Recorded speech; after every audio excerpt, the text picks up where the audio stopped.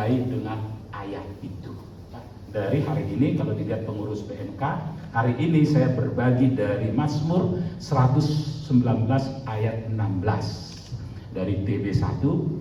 Nats hari ini, aku akan bergemar dalam ketetapan-ketetapanmu, firmanmu tidak akan kulupakan. Ya, saya membawa TB2 di sini. Dia berbeda sedikit. Kalau di TB1, ya saya sebut TB1, terjemahan baru satu dulu, ini TB2, itu akannya hilang. Kata akan hilang. Ada progresif di sana, ada kemajuan di sana, ada revisi setelah 50 tahun. Ya, ini 50 tahun dari sini ke sini. Ya, di TB2 ayat 19, ya, ayat 16, ya, aku menggemari, tadi akan, ini menggemari ketetapan-ketetapanmu, firmanmu tidak akan kulupakan. Nah, ini Mazmur, jarak dari Yesus itu 1000 tahun. Ya, saya tadi pagi khotbah, mungkin di beberapa gereja yang kalender gerejanya sama karena banyak khotbahnya sama, saya Lutheran, itu ngambil dari Mazmur 22. Kalau Mazmur 22 itu di ayat pertama aja dia disebut apa namanya? Allahku, Allahku, mengapa engkau meninggalkan aku? Mazmur 22 dibuka dengan kata itu. Dan itu kita tahu Yesus pun mengakhiri dengan kata itu. Eli, Eli, lama sabachthani. Jarak antara ini Pak Mazmur dengan kata-kata yang diucapkan Yesus itu 1000 tahun. Daud itu umurnya 1000 tahun. Oke, kita bicara sekarang dengan apa sih sejarah 1000 tahun. Nah, saya punya teman kuliah. Ya, nanti saya nggak menyebut namanya, tapi mudah-mudahan dia suatu ketika kita akan mengundang dia kalau dia bersedia. Pada saat mahasiswa seperti ini PMK, ya, di ITB, Elektro ITB 82, jadi angkatan masuk ke ITB tahun 82. Saya, ya, dengan dia aktif setiap Jumat gitar. Kemudian 40 tahun sekarang, jadi 82 tamat, kurang lebih lah. Sekarang saya lihat di podcastnya dia, ya, dia bilang, saya lebih suka disebut pemazmur. Walaupun label identitas dia di situ adalah senior pastor, ya, senior pastor. Tapi saya lebih sebut pemazmur. Memang iya, pada saat dia mahasiswa dia bawa gitar, dia ngisi, terus akhirnya dia masuk grup penginjilan di Bandung ini terkenal dengan namanya Navigator. Dia punya grup penyanyi juga, teman saya juga yang satu kelas. Itu saya lihat bagaimana keputusan yang diambil, karena pada saat itu dia bilang dia tamat 2 tahun kerja, usia 26 tahun dia meninggalkan pekerjaan. Destiny dia, kita bicara destiny dia, akhirnya menjadi senior pastor 40 tahun berikutnya. Ya. Kita sekarang gampang, dia lebih suka disebut pemazmur. Dan mazmur dia banyak dipakai orang untuk pujian penyembahan. Orangnya sangat cerdas, orangnya sangat brilian. Tapi saya kebayang bagaimana seandainya saya pada usia segitu 25 tahun datang dari kampung dengan kebanggaan, ya, alumni Elektro itu kemana-mana juga bisa kerja, tiba-tiba harus menjadi seorang pendeta. Saya nggak kebayang pertarungan di tingkat keluarga, ya, apa yang terjadi pada saat itu. Seandainya saya, ya. Tapi untuk Tuhan tidak ada yang terlambat. Nah, maksud saya sekarang kita akan masuk, ya, itu destiny dia. Topik yang kita bicarakan adalah Kristen progresif. Kristen progresif yang saat ini cukup ramai dibicarakan orang. Tapi saya mau masuk dari tadi predestiny, ya, predestiny. Jadi pertarungan, ya, tadi 1000 tahun, tapi kita masuk dulu 1000 tahun kedua. Pertarungan 1000 tahun setelah Yesus, berarti dari 0 Masehi sampai ke 1000. Apa yang terjadi pertarungan di dunia ini kalau kita baca dari sejarah? Itu pertarungan kebenaran. Ortodoksi itu kebenaran, bukan jadul namanya. Ortodoksi itu kebenaran, jalan kebenaran. Sehingga Di situ pertarungannya adalah monoteisme. Allah ini esa. Allah ini esa. Ya, dia tiga pribadi. Muncullah kesepakatan para teolog tentang Trinitas. 1000 tahun pertama. Pertarungan itu di ortodoksi. Dan kita muncul akhirnya skisma, ya, perpecahan ortodoks timur, ortodoks barat. Itu di 1000 tahun pertama. Dan kemenangan itu akhirnya dominasi muncul di ortodoks barat. Itulah yang disebut akhirnya kemana-mana ke seluruh dunia dia menjangkau dan cukup luas, yang kita kenal dengan gereja Katolik ortodoks barat. Ada pertinggalnya di ortodoks timur? Ada. Kerajaannya ada di Binjatium, pusatnya. Pernah dengar Binjatium? Itu di Turki. Pernah dengar museum atau gedung Sofia? Ya. Itu pusat pemerintahannya, gedung Sofia. Yang sekarang bisa dilihat orang, di situ ada gambar Yesus, kubah masjid, mulai dibuka untuk wisata. Hari Jumat mereka sembahyang. Itulah pusat ortodoks timur tadi. Dan akhirnya itu masyarakatnya sekarang kurang dari 2% Kristen di situ, dan disitulah namanya gereja mula-mula, Efesius, ini segala macam di daerah situ. Clear sekarang? Tapi kita tahu sekarang bagaimana 1000 tahun pertama pertarungan itu dimenangkan oleh ortodoks. Kalau itu kita sudah hilang, artinya pengaruh ortodoks timur sudah hilang. Walaupun ada gereja-gereja ortodoks dari Syria, apa itu adalah Mesir, itu bawaan dari ortodoks timur yang tersisa saat ini. Tapi dah 1000 tahun pertama pertarungan itu di mana? Di Allah Tritunggal. Dan akhirnya itulah gereja-gereja Allah Tritunggal membuka ibadahnya di dalam nama Allah Bapa, Anak dan Roh Kudus. Di tengah-tengahnya dia berdiri mengaku iman. Hasil dari konsili tadi, konsili Nisea. Konsili itu pengakuan iman rasul. Itu proses 1000 tahun pertama tadi. Aku percaya kepada Bapa, aku percaya kepada Yesus, aku percaya kepada Roh Kudus. Itulah kenapa gereja berdiri, dan di akhir ibadahnya dia memberkati di dalam nama Allah Bapa. Artinya itu setiap minggu dijaga. Ibarat pohon itu akar, ibarat bangunan itu pondasi. Ya, kalau masih berperang antara monoteisme sekarang, itu sungguh sebetulnya pertarungan 1000 tahun pertama. Ya, paham ini sekarang. Dan itu sekarang dijaga dengan doktrin-doktrin harus membuka, mengaku, menutup. Kenapa itu dilakukan?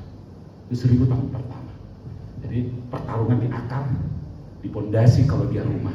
1000 tahun kedua, dari 1001 sampai ke tahun 2000, pertarungan itu di batang kalau dia pohon, pertarungan itu di pilar kalau dia bangunan, pilar bangunan. Ya. Itulah predestinasi, menggugat kedaulatan Allah, menggugat kedaulatan Allah. Dan inilah akhirnya nanti di 1000 tahun setelah itu, 2001 ke sekarang ini, pertarungan dibuah. Ya. Ini akan berbeda ketika kalian mendengar video-video Kristen progresif, akan berbeda karena berbeda pergumulannya. Berbeda pergumulannya. Saya bergumul, saya lihat itu berbeda. Ini adalah pertarungan dibuah dari batang itu buah. Maka dipertarungkanlah antara iman, pengharapan, dan kasih.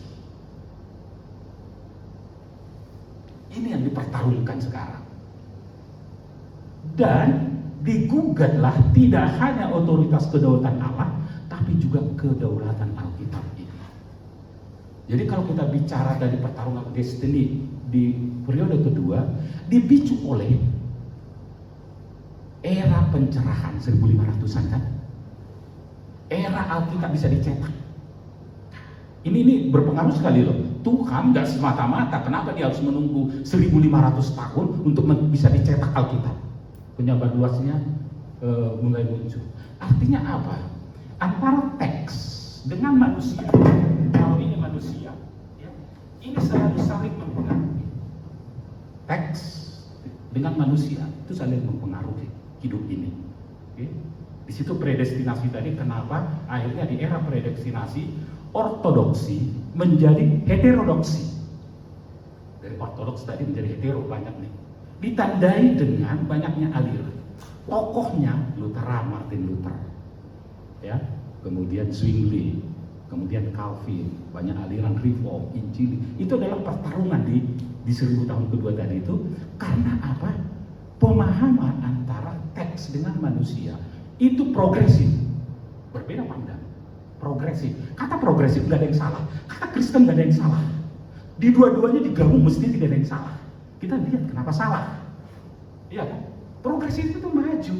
Seperti yang saya katakan tadi, TB1, TB2, dia menghilangkan kata akan. Ya iya, akan itu nggak terjadi kan? Progresif nggak itu? Progresif setelah 50 tahun. Kita percaya dengan orang yang bergumul kitab ini. Kenapa TB2 hilang kata akan? Oke? Ini hilang kata akan. Progresif. Tapi enggak, itu pergumulan. Nah, demikian juga dari predestinasi. Apa akibatnya di predestinasi? Otoritas kedaulatan Allah digugat. Otoritas kitab digugat.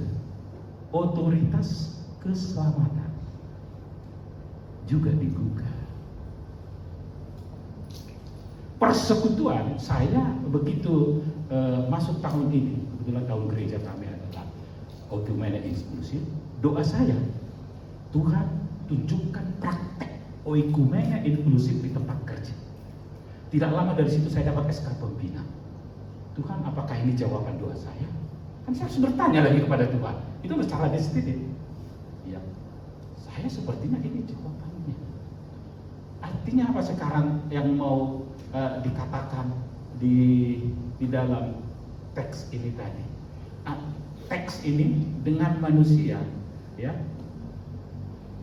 pertarungannya akhirnya adalah di destiny. Destiny tadi, ini destiny saya. Seperti teman saya tadi katakan bahwa destiny dia di 26 tahun dia harus ngambil kerja profesi menjadi seorang pendeta. Saya bilang itu destiny, itulah contoh-contoh destiny. Walaupun itu bertarung di 1500, di tahun 1500, tapi secara pribadi orang bertarung. Apakah ini kehendak Allah dengan jalur hidup saya ini seperti ini?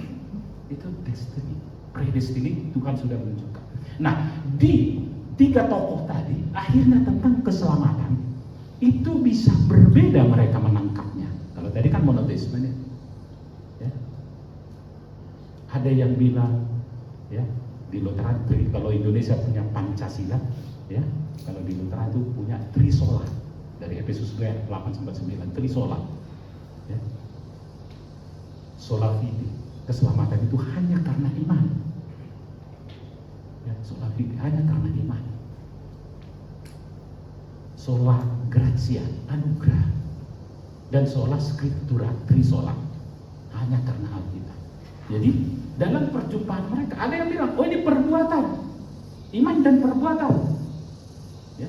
Jadi iman dan perbuatan. Ini kita bicara pertarungan tadi di destiny, mendefinisikan keselamatan, stereologi, ya.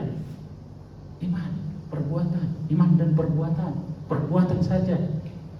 Inilah akhirnya berkembang di 3000 tahun berikut. Kita nggak membahas ke sana, tapi kita nggak membahas ke arah keselamatan tadi. Tapi yang pasti, ya, perjumpaan saya mengatakan bahwa persekutuan itu harus oikumene inklusif, persekutuan. Jadi apapun cara kita bersekutu, kita nggak perlu lagi protes, mau tepuk tangan, mau ini, mesti oikumenis. Tetapi keselamatan itu eksklusif. Ya, inilah menjadi perjumpaan saya dengan teks tadi antara pertemuan.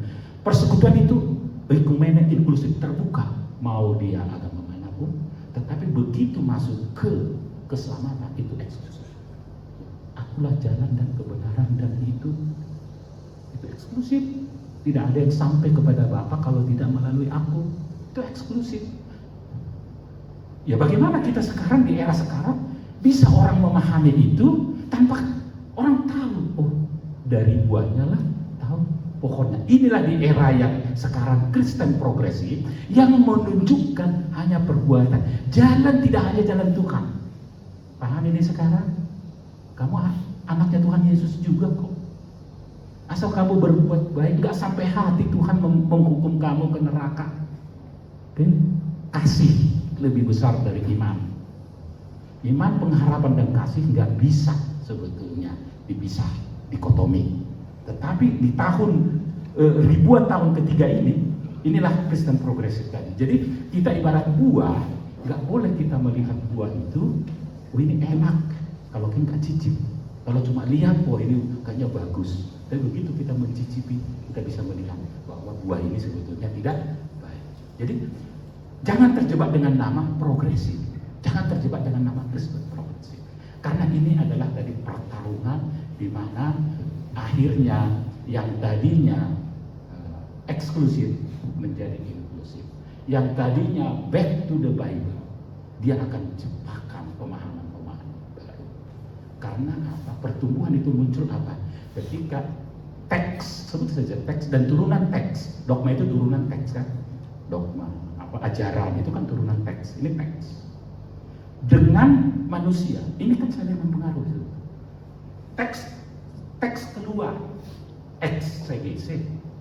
Teks dialami menjadi pengalaman hidup, dicerminkan kembali ke teks, exegese.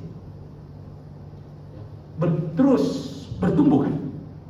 Pemahaman kita terhadap teks, terhadap Alkitab, terhadap Yesus, dengan pengalaman hidup kita, itu kan siklis nih. Itu progresif, harus progresif. Sehingga kita bisa mengatakan, iya dengan iman cukup. Tetapi saya harus men-challenging diri saya, harus berbuat dong. Iman tanpa perbuatan mati. Dogma saya tentang keselamatan secara komunal cukup iman. Tetapi secara pribadi, saya nggak cukup beriman karena saya terberkati. Apa wujudnya saya terberkati? Disinilah tadi namanya destiny. Ya, tidak semua orang dipanggil, tidak semua orang dipilih.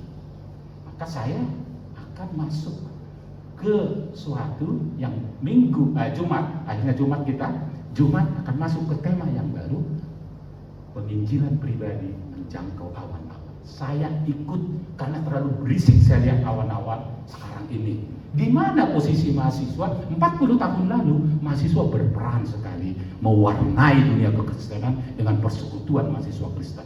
Walaupun pada saat itu saya memang tidak aktif di situ, tapi saya melihat semua mengikuti dan banyak sekali lembaga-lembaga penginjilan pun ikut. Ada lembaga PMI Mahasiswa Indonesia, itu Persekutuan Mahasiswa Indonesia, Perkantas, Persekutuan ini Navigator. Itu banyak sekali yang mempengaruhi sehingga dunia kampus mewarnai pada saat itu. Tapi saat ini saya lihat, Tuhan kenapa begini? Saya pembina. Terus di mana peran saya? Akhirnya jumpalah ke suatu destiny yang saya bilang tadi. Jangan-jangan memang tunggu saya usia 60 tahun, saya akan pekabaran Injil menjangkau apa-apa.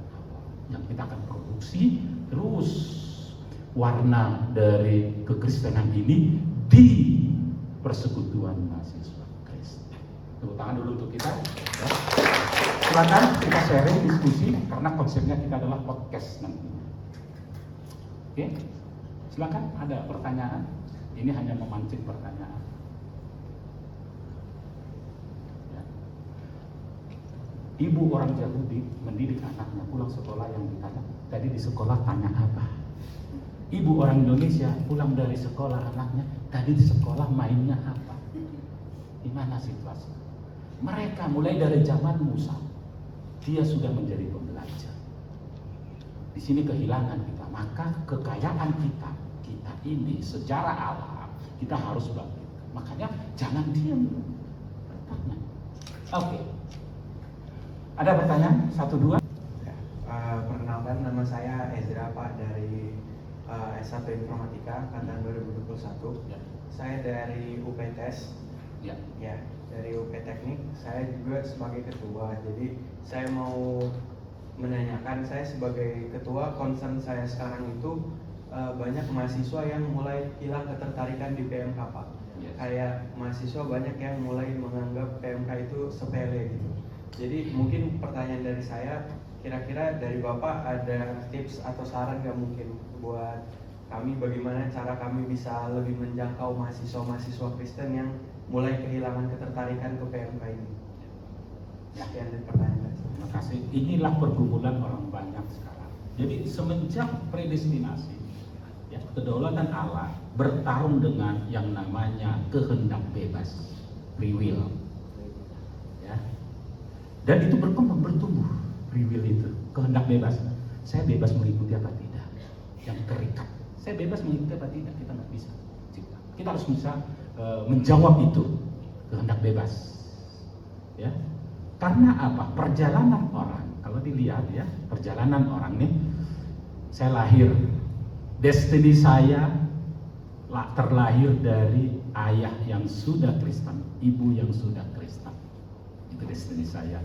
Dan ada suatu ketika 162 tahun lalu, ada dari Lutheran datang ke kampung saya sebagai rasul, menanamkan benih di situ 160 tahun. Sehingga itulah destiny saya, sehingga saya bangsa yang dipilih. Itu destiny, okay? Sehingga saya terlahir. 1 bulan setelah itu, roh Tuhan ada padaku melalui hambanya membaptis. Okay? Clear ini bicara juga destiny. Ini destiny saya kan. Kemudian 13 tahun, 14 tahun lagi saya dikukuhkan untuk katekisasi mengenal Allah. Dan di akhir itu, ya, atas otoritas rasul apostolik, rasuli istilahnya, perjamuan apa yang di situ? Dosamu telah diampuni. Ya. Ini ada suatu narasi di situ. Nah, kehendak bebas masuk ke sana. Ya. Ada yang hilang.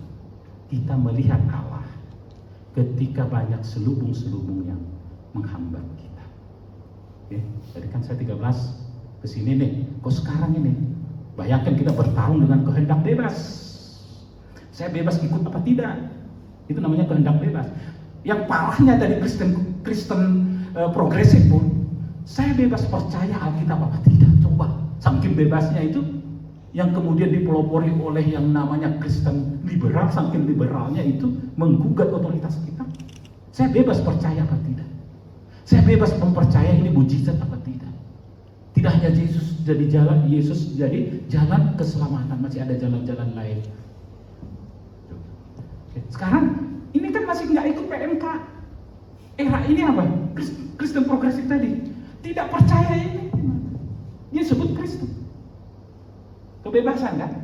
Di mana era itu muncul? Tadi di era pencerahan, era pencerahan. Akhirnya apa yang terjadi di era pencerahan ini?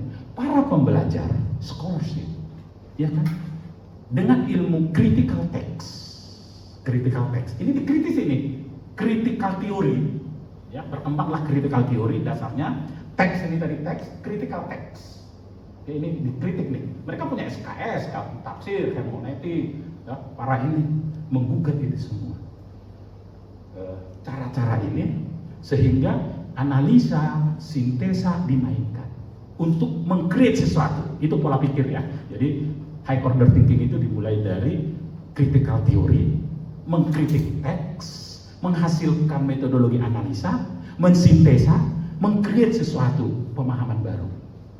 Kemudian diikuti, ditanamkan ke orang. Itu urutan hierarki taksonomi belum namanya, ya, di critical theory tadi. Nah, apa yang terjadi? Bayangkan free will, kehendak bebas, bebas kita menafsir, bebas kita memahami, bebas meng-create. Lihat sekarang ini, bagaimana akun-akun satir, akun-akun yang saling menghujat, saling mengini, isunya adalah di buah, tetapi persoalannya di akal, monoteisme, ya, keselamatan, kan nggak paham deh. Setelah saya bilang tadi 1000 tahun pertama, 1000 tahun kedua, kan sebetulnya isunya di sini, kasih. Kenapa mahasiswa PMK susah sekarang? Terlalu banyak informasi yang muncul di luar sana. Lebih suka orang mendengar orang bicara firman lewat stand up komedi, dan dia berlatar belakang dari stand up komedi. Coba bayangkan. Dan itu tidak hanya anak-anak muda, orang tua ikut-ikutan suka. Jadi kesukaan kita dengan firman Tuhan itu, dengan Allah, bergaul dengan Allah, levelnya di mana? Sampai ke hati. Saya nggak percaya. Yang tadi mengubahkan kan, tadi firman keluar ke hidup manusia, direnungkan menjadi pengalaman hidupnya dan dikembalikan lagi ke teks. Kembalikan lagi ke teks kan, namanya refleksi. Itulah dialog, itulah doa, itulah sebetulnya satu, itulah kontemplasi. Mampukah kita setiap hari merenungkan itu? Itulah munculnya growth, naik iman, level iman kita naik karena pengenalan kita akan Tuhan. Dan Paulus sudah bilang, kesukaannya adalah mengenal Tuhan. Bahas ada lagu yang saya suka setiap pagi itu, sekarang itu Hillsong untuk mengisi. Untung aja yang bahasa Inggris saya nggak tahu, jadi nggak terpengaruh dengan yang lain. Kalau bahasa Indonesia kan suka terpengaruh. Hillsong itu penyembah pagi itu knowing God gitu, maksudnya itu dia bagaimana kita mengenal Allah lebih lagi, lebih more. Nah, anak-anak sekarang dengan banyaknya informasi yang berseliweran ini tidak bisa lagi memisahkan mana yang menjadi susu yang murni, mana yang tidak, susah. Karena hanya enak didengar, tidak mau mengubahkan artinya. Makanya yang tadi Kristen progresif, kamu nggak masalah, mau sejenis saya berkati. Terus mereka punya otoritas, punya perusahaan, punya ini. Nah, perjumpaan tadi orang, saya katakan tadi, saya tadi di plus, disalib ya. Orang mestinya kan tekanan, perjalanan waktu, sama ke atas pengenalan akan Tuhan, resultannya berjalan. Ini bisa mundur kan, ke nol. Ya, nah ini plus tadi, arah kanan kan, lahir saya sudah nol. Ya, ke nol, katakanlah punya rentang. Nol itulah agnostik dan ateis. Paham ini sekarang posisi orang nih. Ateis ya, nol, tidak peduli. Dan ke arah minus. Jadi ini kutub positif, saya lahir dengan positif, berjalan, bertumbuh ke atas, ada resultannya. Nol, itu adalah posisi nol, agnostik, ateis. Minus, kalau ini tesisnya teks firman Tuhan, ini menjadi antitesis. Kalau di sini dia pengikut Kristus, ini menjadi antikristus kan? Clear? Mau dia sebut Kristen progresif, kita bisa lihat posisi di nol, posisi di plus, atau posisi di minus. Clear ya? Kenapa orang? Dia bukan bergerak ke kanan ini sekarang orang-orang. Dia bukan bergerak ke atas, ke arah kiri, ke arah nol, ke arah minus, ke arah antitesis. Pengikut Kristus menjadi. Nah, disinilah terus apa? Kita harus ikut mengambil bagian, mengisi teks itu di awan-awan. Itulah latar belakang saya ikut mengisi. Ya, mengisi lagi sukses story yang dulu 40 tahun lalu itu, bagaimana mereka. Paham ini sekarang? Kehendak bebas ditambah dengan pemahaman yang salah, tidak punya destiny saya seperti apa. Akibatnya ini kenapa orang-orang meninggalkan Tuhan? Pergeserannya dari plus mesti ke kiri. Nah, di mana pertobatan itu? Metanoia, berbalik arah kan sebetulnya. Itu udah plus, saya terlahir di sini sudah ada roh Tuhan ada padaku. Di pertumbuhan saya bisa nggak ke arah nol? Bisa. Tapi ada alarm nggak? Mestinya ada alarm Tuhan, cuma nggak sensitif. Alarm di antara nol dan plus ini ada alarm nih. Terus nol ke arah minus ada alarm nih, nggak sensitif. Disinilah peran kita. Kenapa orang? Karena bergeraknya bukan ke kanan, bukan ke atas, tapi ke kiri, nol ke atas. Ini kebanyakan. Nah, di mana peran kita selaku pengurus PMK? Di situ yang mesti bertanya. Sekarang, apa yang bisa kita buat? Inilah juga pergumulan saya tahun ini. Saya pikir itu. Saya pikir cukup ya? Atau masih ada? 10 menit lagi. Oh iya, itu 10 angka sih saya. Masih ada 10 menit lagi. Ya, masih ada 10 menit lagi. Silakan. Mudah-mudahan bisa menjawab kenapa generasi sekarang agak kurang. Ya. Tugas kita, ya itu silakan. Enggak, saya hanya mengisi, siapa tahu yang menunggu yang ini yang angkat tangan. Perkenalkan, nama saya Andira. Saya di sini sebagai salah satu pengurus. Saya ingin bertanya, bagaimana bagaimana kita sebagai pengurus yang seharusnya menjadi buah yang bisa menjadi teladan bagi teman-teman kita, agar teman-teman kita itu tuh bisa, anggap aja ini ada yang berjalan dalam sistem dalam Kristen progresif itu, agar bisa kembali. Karena seperti saya tahu kalau untuk kembali itu kan pasti pertobatan, dan pertobatan itu hanya datang dari Allah. Tapi bagaimana teman-teman kita bisa melihat kita itu sebagai teladan yang bisa diikuti. Sedangkan juga dengan berkesinambungan juga dengan pertanyaan kakak Ezra yang pertama, aktivitas dari PMK ini itu nggak bisa, bukan nggak bisa, kurang mencakup keseluruhan dari mahasiswa Kristen yang ada di Telkom. Terima kasih. Ya, jadi kurang mencakup, memang akhirnya kita harus bertanya sendiri. Kita yang tahu sebetulnya kenapa kurang mencakup dan bagaimana supaya mencakup semua. Era sekarang adalah yang disebut oleh Society 5.0. Yang jauh aja bisa dideketin sekarang. Coba kalau kita bicara Injil dan penginjil zaman dulu, pergilah ke seluruh dunia, penginjilnya sama Injilnya harus pergi sama-sama, betul? Ya, sehingga dari Jerman datang ke Tanah Batak, dia tahu sebegitu jauhnya itu. Tapi seandainya dia nggak datang, saya nggak tahu saya jadi apa. Itulah destiny. Ya. Jadi apa? Revolusi industri 4.0 mendrive society 5.0. Oke? Kehidupan sekarang ini kalau bukan tambah simpel, ada yang salah. Kalau tambah tidak bisa dinikmati, ada yang salah. Tanyakanlah ke diri masing-masing, baik itu secara komunal, ketika kita berbicara. Ya. Saya punya dream untuk menjawab itu secara, mudah-mudahan sampai nanti ke guru agama. Ya. Ini mudah-mudahan sampai ke guru agama, dan saya yakin dan saya lagi berdoa menjawab itu langsung. Ya. Jawab itu langsung. Karena apa? Dengan COVID, revolusi industri tadi, teknologi mengubah cara belajar, mengubah cara mengkonsumsi, mengubah cara mendatangkan sesuatu, apa makanan, apapun, adanya kemudahan. Oke, clear dulu di situ. Mendeliver pelajaran, cara. Saya merenungkan dan mengimajinasikan kuliah agama itu 500 orang dengan Zoom hibrid modelnya.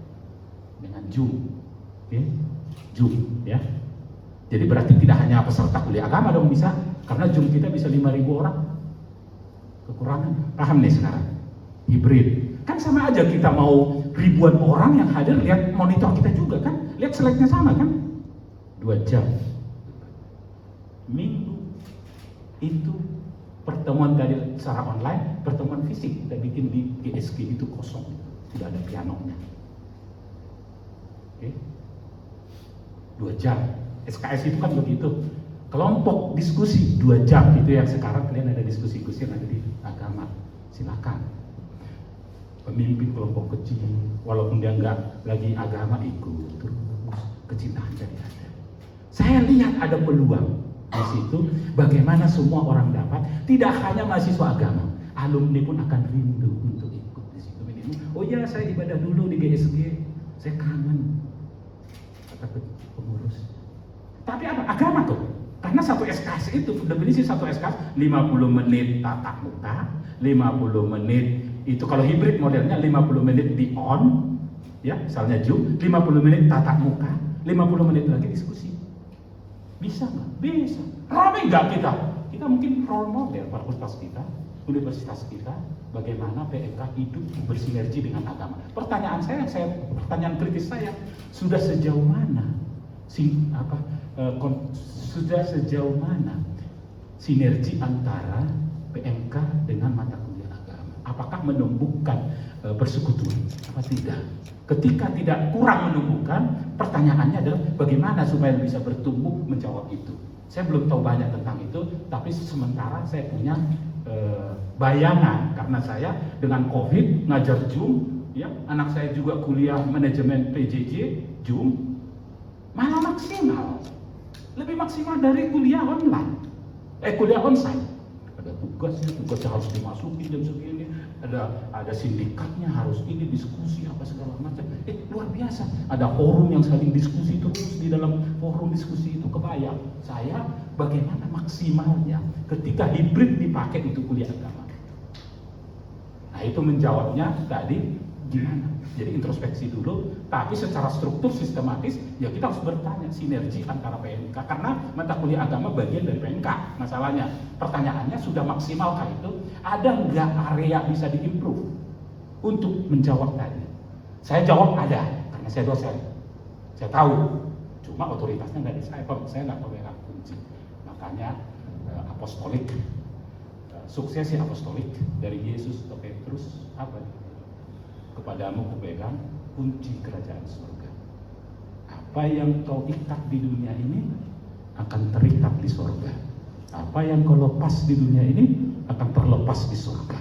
Ketika kita punya otoritas untuk kepentingan umat, pengembangan iman, pengharapan dan kasih, hati-hati. Karena kalau kunci dipegang ke kita, kita hati-hati. Jangan sampai kepentingan pribadi kita lebih menonjol dari kepentingan Tuhan. Itu aja kuncinya. Karena apa yang kamu ikat akan terikat di surga. Itulah suksesi apostolik yang kemudian terus berkembang sampai saat ini. Nah, kalian bagian daripada suksesi itu sebagai pengurus. Makanya tadi saya bandingkan 40 tahun lalu ketika saya mahasiswa. Kenapa begini? Tapi apa yang harus saya perbuat ketika saya juga bagian dari sini? Paham maksudnya? Itu kan pergumulan saya yang tadi saya katakan antara destiny saya dengan ini saya refleksikan terus, bertumbuh terus, sehingga tahu akar masalahnya, tahu saya apa yang harus saya komunikasikan. Ya. Akhirnya apa? Ya mudah-mudahan nanti dijelasin kenapa kita harus kembali mendigitalkan modul-modul yang selama ini ada. Paham ini skema kita mau mendigitalkan konten, karena konten is the key di era society 5.0. Konten is the key. Tetapi kalau kita juga tidak berkontribusi di konten itu, ya, clear dulu ya, konten is the key ini sekarang. Tapi sejauh mana konten kita kontribusi? Selaku punya otoritas ya. Saya sebagai pembina itu otoritas. Dan saya pemegang kunci. Kalau saya diamkan, kalian tidak bertumbuh, saya biarkan, ditunggu dari saya juga pertanggungjawaban. Saya enggak. Ada waktunya saya disidangkan. Ngapain kamu di situ? Saya hanya penandatangan peminjaman ruangan Tuhan. Saya harus ngomong gitu. Nggak bisa kamu rubah. Ya makanya saya pembina masa cuma penandatangan peminjaman ruangan pekerjaannya. Kamu saya kasih otoritas sebagai pembina. Kenapa kamu nggak bina mereka? Mereka sekarang sudah direcokin oleh dunia-dunia konten yang dimana disukai orang. Disukai. Karena mereka datang, Tuhan bilang, aku akan datang dengan awan-awan. Tapi awan-awan ini berdirebut masalahnya, arena pertempurannya, melalui konten, melalui media. Ya kita harus ikut. Mudah-mudahan bayangkan kalau seluruh universitas melakukan yang sama. Nah dari konten inilah nanti masuk ke kelompok-kelompok kecil diskusi. Paham maksudnya nih nanti? Kan enak nih, era digital kan kemudian nih, udah ada konten kok dari buku ini, kita sudah digitalkan, sharingkan 12 orang satu grup WA, diskusikan di situ, tertinggal jejak digitalnya ada. Jadi kalau kita bukan masuk di society 0.0, ya kita hanya konsumen, bukan prosuksen, bukan kreator. Kita menganalisa, mensintesa, bukan jadi naik level jadi kreator. Kita layak terbodoh. Kita layak tersial. Kalau bahasa Yesus ke Judas, lebih baik kau nggak dilahirkan oleh ibumu.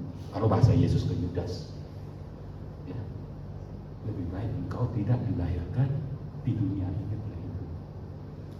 Ini memang akan terjadi. Kau akan melakukan itu. Harus ada yang melakukan itu supaya seluruh umat selamat.